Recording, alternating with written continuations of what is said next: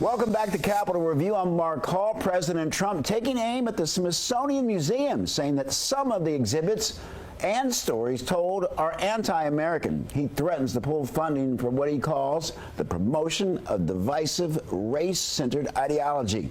Joining us now is Dr. Omékongo Dibinga with UPstander International. He's also a political science professor at American University. Dr. Dibinga, welcome back to Capitol Review. Thanks for having me.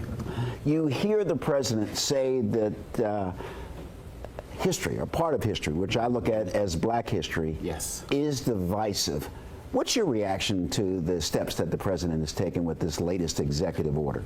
It's very frustrating. And if you look at even his first term, when you look at the launching of the African American Museum, which became the most popular museum at the time, he toured the museum with then head of the African American Museum, Lonnie Bunch, said it's a great job, great people doing incredible things. And now they're calling him a partisan Democrat now because he runs the entire Smithsonian institution now. They're saying his book is garbage, he's trash, and that this museum is promoting anti-American ideology. And so it's very frustrating. We already knew that he had racist ideas. Many people call him racist within itself because of his policies, but now he's going full steam ahead with things that he didn't do in his first term. To go full steam ahead, is this to make certain segments of the population feel better? Because some say it's not going to affect their bottom line. It's not going to bring down the prices of groceries. It's not going to help them live better lives financially. What is this move about?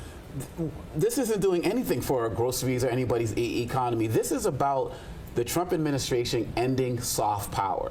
When you look at things like the State Department's International Visitors Leadership Program, where they would bring in people from overseas who are journalists and politicians, scrapping programs like that. You look at USAID. People come from across the world to visit all of the Smithsonian museums. It's part of what promotes American values more than anything else, but people aren't going to come here to see that because he wants to shut down the parts of the museum that don't represent American ideology. This is a president who fundamentally does not believe in the concept of soft power, and he wants to get rid of anything that's doing that, and he's using racist ideas and ideology in his methods of doing it. What disturbs you the most, or what catches your attention the most about this? The way that they're talking about, we want to get rid of anything that doesn't represent real America, true America. What is that? How do you want to define that? Because most of us who are reading it means anything that doesn't represent white Christian manhood has to go. And that includes stories that celebrate white women as well.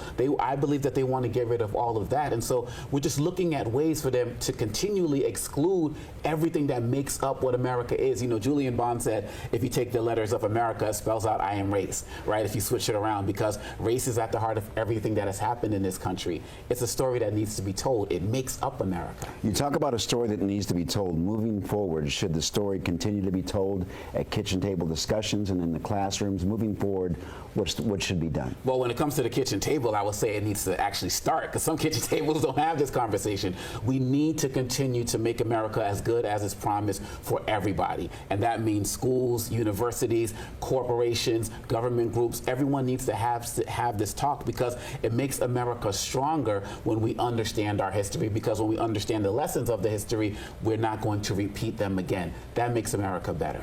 Dr. Dibinga, thank you so very much for joining us. Thanks for having me.